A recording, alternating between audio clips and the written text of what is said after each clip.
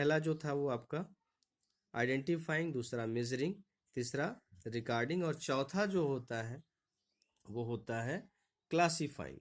Classifying क्या करता है कि जैसे इस बुक में हमने अपना परचेज का भी रिकॉर्ड किया, सेल का भी रिकॉर्ड किया, कैश का भी रिकॉर्ड किया, तो जितने भी ट्रांजैक्शन रिकॉर्ड होते हैं बाद में करते क्या है, इसको हम क्लासीफाई करते हैं। क्लासीफाई मीन्स होता है कि अलग अलग हेड्स बनाए। एक ट्रांजैक्शन जो परचेज परचेज परचेज, जब कई बार हम एक एक दिन में कई बार परचेज होता है, कई पार्टी से परचेज होता है, सेल भी हम बहुत सारे बार सेल करते हैं, तो उसको हम एक सेम नेचर का जो ट्रांजैक्शन होता है, when a transaction related to same nature recorded separately in a book, separately अलग अलग हम उसकी बुक बना लेते हैं। सपोज जैसे हमने एक बुक बना लिया,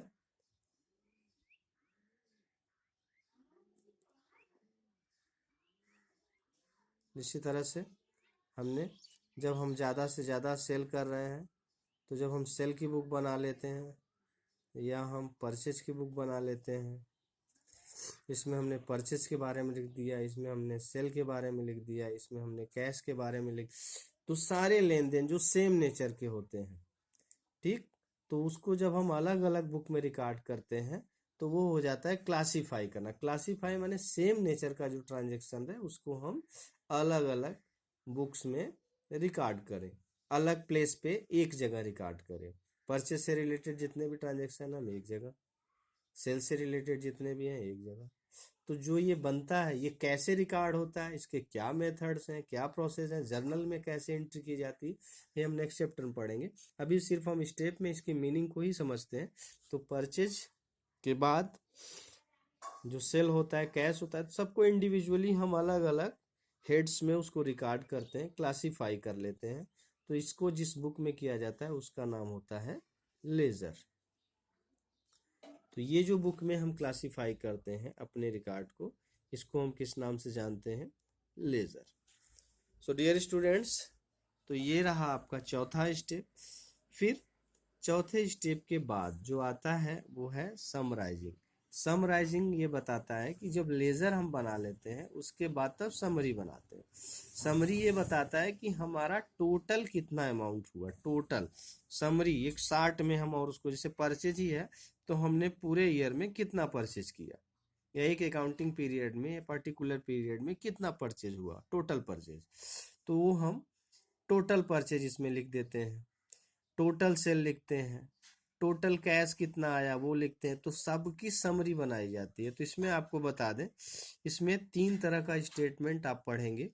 पहला स्टेटमेंट इसमें होता है ट्रायल बैलेंस का, दूसरा जो स्टेटमेंट होता है वो प्रॉफिट एंड लॉस अकाउंट का बनता है, और तीसरा जो स्टेटमेंट बनता है डियर स्टूडेंट्स वो होता है बैलेंस शीट। ट्रायल बैलेंस में सबकी समरी बनाई जाती है, टोटल परचेज कितने हुए, टोटल सेल कितने हुए, टोटल हमारे डेप्टर्स कितने हैं, क्रेडिटर्स कितने हैं, टोटल कैश कितना है, सबकी समरी किससे बनाई जाती है, लेजर। लेजर की बुक से हम परचेज निकाल लेते हैं, सेल निकाल देते हैं, कैश, डेप्टर, जितनी भी बुक हमने बनाई है सबका एक बैलेंस बनता है, एक जगह हम ट्रायल बैलेंस में रिकॉर्ड करते हैं। फिर हम income statement, profit and loss statement बना के प्रॉफिट निकालते हैं, प्रॉफिट क्या आया, लॉस क्या आया।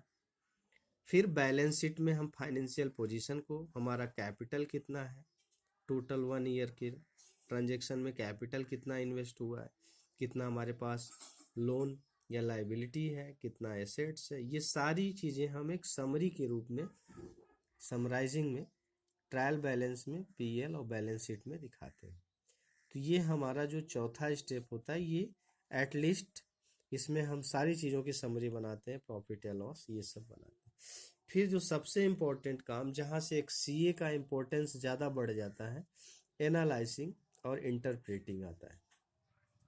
एनालाइसिंग का मतलब होता है किसी भी चीज़ के पॉजिटिव और नेगेटिव उसके बारे में सोचना, या उसके बारे में तर्क वितर्क करना, डिस्कशन करना, सोचना विचारना कि वास्तव में जो हमने रिजल्ट यहाँ पे जो ट्रांजैक्शन करने के बाद कंक्लूजन, इंटरप्रेटिंग मीन्स कंक्लूजन निकालना, एनालिसिस मीन्स सोचना, उसके बारे में एनालिसिस करना, उसके बारे में डिस्कस करना कि वास्तव में हमारी क्या क्या पॉजिटिव चीज़ें रहीं, क्या क्या नेगेटिव चीज़ें रहीं, और इंटरप्रेटिंग में हम कंक्लूजन निकालते हैं कि हमारा बिजनेस में इतना प्रॉफिट हुआ, इतना लॉस हुआ, या हमारा ये स्टेप में हमने ये ग्रोथ किया है, इस चीज़ में हम बैक फुट पे आए हैं, यहाँ पे हमारे हम डिक्लाइनिंग कर रहे हैं। तो सारे कंक्लूजन एक सीए बनाता है, एनालिसिस करता है, और फिर सारा रिजल्ट इंटरप्रेट करता है, सारा कंक्लूजन निकालता है कि हम कितना बिजनेस में एक अकाउंटिंग पीरियड में कितना हम ग्रोथ कर पाए हैं, या हमारी एक्चुअल फाइनेंशियल पोजीशन कितनी क्या है, हाँ, फ्यूचर में हम क्या हमारा और डिसीजन लेना है। ये एक सारी चीज़ें एनालिसिस और इंटरप्रेटिंग के प्रोसेस में एक चार्टर्ड अकाउंटेंट के थ्रू की जाती है। अब उसके बाद आता है कम्युनिकेटिंग। कम्युनिकेटिंग में अभी आपने डिफिनीशन में पढ़ा, यूजर्स होते हैं। यूजर्स मतलब हम जो ये रिजल्ट देते हैं, या जो हम ये अकाउंटिंग का काम किए, और अकाउंटिंग से जो भी हमारा रिजल्ट आया, जो प्रॉफिट आया, जो लॉस आया, या बिजनेस में जो कुछ भी हमने ग्रोथ किया, वो हम अपने से जो जुड़े हुए लोग हैं, हमारे बिजनेस से कहीं ना कहीं से जो डायरेक्टली पीपुल हैं, इनडायरेक्टली जो हमारे बिजनेस से डायरेक्ट जुड़े हैं, जो इनडायरेक्टली जुड़े हैं, सबको इन्फॉर्मेशन हमें कम्युनिकेट करनी होती है, बतानी होती है, क्योंकि कहीं ना कहीं सबको इससे बेनिफिट्स होता है। अब ये यूजर्स के बारे में हम आगे पढ़ेंगे। ये दो तरह के यूजर्स होते हैं, एक होते हैं इंटरनल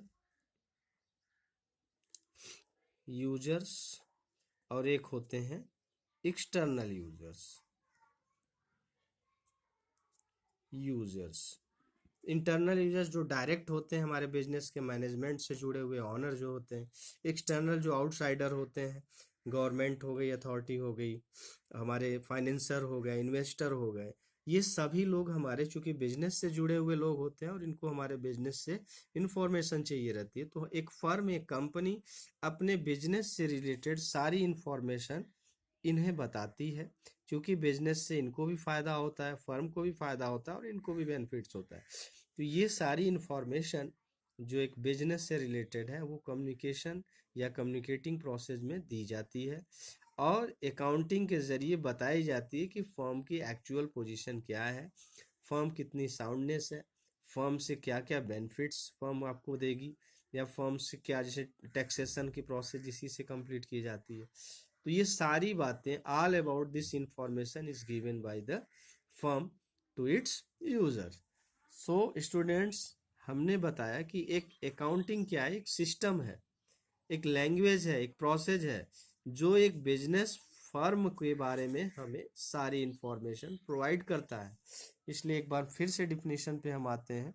तो accounting is the process of identifying the financial transaction, measuring the financial transaction in money term, recording, classifying, summarizing, communicating the in financial information to its users for correct decision making। तो एक तरह से हम इसको अगर short form में करें, तो ये जो शार्ट फॉर्म में हमारा जो प्रोसेस आएगा, वो क्या आएगा, IMRCSAC,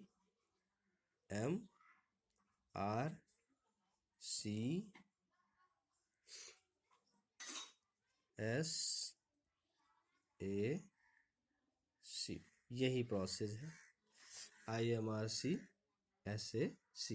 तो शार्ट में आप लर्न करना आसान होगा आपको। तो ये हम अकाउंटिंग में ये सारी चीजें हम पढ़ते हैं। यहाँ पे हमने दो चीजें इंडिकेट किया है फ्रेंड्स, डियर स्टूडेंट, सॉरी, यहाँ पे देखेंगे हम, एक बुक कीपिंग है और एक अकाउंटिंग। इस प्रोसेस को अगर हम अकाउंटिंग के दो पार्ट में कर सकते हैं। ये एक पार्ट होता है जो आइडेंटिफाइंग से स्टार्ट होता है क्लासिफाइंग तक। इतने पार्ट को या इतने प्रोसेस को हम बोल सकते हैं बुक कीपिंग कहते हैं। बुक कीपिंग क्या होती है कि only maintaining and recording of transaction. जब हम ट्रांजेक्शन्स को मेंटेन एंड रिकॉर्ड तक ही जो सारी चीज़ें की जाती हैं अकाउंटिंग प्रोसेस में, उसको हम बुक कीपिंग के टर्म से जानते हैं, और उसके बाद का जो प्रोसेस होता है उसको हम अकाउंटिंग के टर्म से जानते हैं। तो जहाँ पे बुक कीपिंग एंड अप होती है, वहीं से अकाउंटिंग प्रोसेस स्टार्ट होती है। बुक कीपिंग आपको बता दें, ये प्राइमरी स्टेज होता है, ये फर्स्ट स्टेज होता है, और ये सेकेंडरी स्टेज होता है अकाउंटिंग। आपको हम इसके बारे में थोड़ा एक्सप्लेन कर दे रहे हैं। बुक कीपिंग का जो काम होता है ये क्लर्कियल नेचर का होता है। इसके लिए बहुत ज़्यादा हाई स्किल की ज़रूरत नहीं पड़ती। इसको जूनियर स्टाफ के थ्रू ही किया जा सकता है। और अगर हम अकाउंटिंग की बात करें तो इसके लिए हाई स्किल की ज़रूरत होती है। इसके लिए प्रोफेशनल की, इसको एक चार्टर्ड अकाउंटेंट या हाई प्रोफेशनल पर्सन्स के थ्रू ही इसको हम कर सकते हैं। तो इसके लिए आपको स्किल की ज़रूरत पड़ती है। एनालिसिस, इंटरप्रेटिंग या कम्युनिकेटिंग, समराइजिंग, ये सारी प्रोसेस में आपको एक प्रोफेशनल या स्किलफुल पर्सन की ज़रूरत होती है जो ये कर पाता है। तो ये सेकेंडरी स्टेप होता है, ये प्राइमरी स्टेज होता है, ये जूनियर स्टाफ से होता है, ये सीनियर या एनालिटिकल नेचर का होता है, ये क्लर्कियल नेचर का होता है, ये फर्स्ट प्रोसेस है, ये सेकंड है। और अकाउंटिंग का जो एरिया है वो काफ़ी बड़ा एरिया है, और ये नैरो इसका एरिया है, इसका स्कोप है। तो ये सारी चीज़ें हम दो पार्ट में ही पूरे प्रोसेस को अगर बांट दें अकाउंटिंग के, तो एक पार्ट बुक कीपिंग का हो जाता है, फर्स्ट 4 प्रोसेस, और उसके बाद का जो प्रोसेस होता है वो